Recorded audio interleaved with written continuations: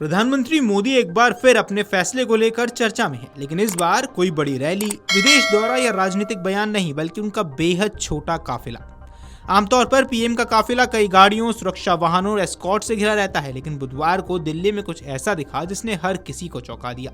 PM Modi सिर्फ 2 गाड़ियों के काफिले में केंद्रीय कैबिनेट बैठक के लिए पहुंचे। अब बताया जा रहा है कि एक गाड़ी में खुद प्रधानमंत्री मोदी मौजूद थे, जबकि दूसरी गाड़ी में उनकी सुरक्षा में तैनात एसपीजी अधिकारी थे। सोशल मीडिया पर इसका वीडियो सामने आते ही तेजी से वायरल हो गया। लोग इसे पीएम मोदी की जो कहते हैं वही करते हैं वाली राजनीति से जोड़कर देख रहे हैं। दरअसल कुछ दिन पहले पीएम मोदी ने देशवासियों से पेट्रोल और डीजल की बचत करने की अपील की थी।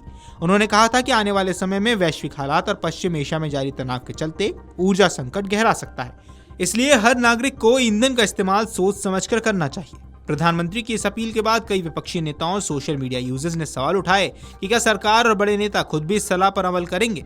अब पीएम मोदी का सिर्फ 2 गाड़ियों में निकलना उसी सवाल का जवाब माना जा रहा है। रिपोर्ट्स के मुताबिक प्रधानमंत्री ने एसपीजी को अपने काफिले में इस्तेमाल होने वाली गाड़ियों की संख्या करीब 50% तक कम करने के निर्देश दिए हैं। साथ ही उन्होंने इलेक्ट्रिक वाहनों के इस्तेमाल को भी बढ़ाने की बात कही, लेकिन इस बात पर जोर दिया कि कोई गाड़ी नई नहीं खरीदी जाएगी ताकि अतिरिक्त खर्च से बचा जा सके। अब सूत्रों की माने तो ये बदलाव सिर्फ प्रतीकात्मक नहीं, बल्कि सरकार की व्यापक ऑस्टेरिटी ड्राइव यानी खर्च और ईंधन बचाने की मुहिम का हिस्सा है।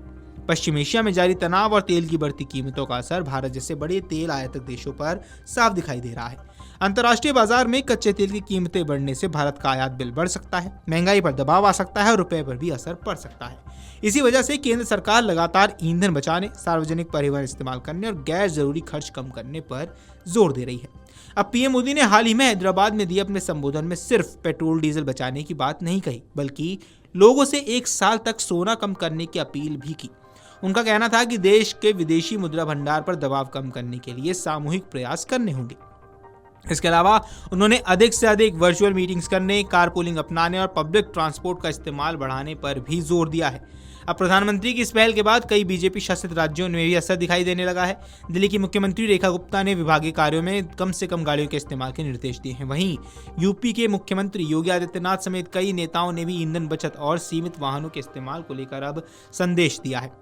केंद्रीय मंत्रियों के काफिले में भी कटौती की खबरें सामने आ रही हैं। हालांकि विपक्ष ने इस पूरे मुद्दे पर सरकार को घेरने की कोशिश की।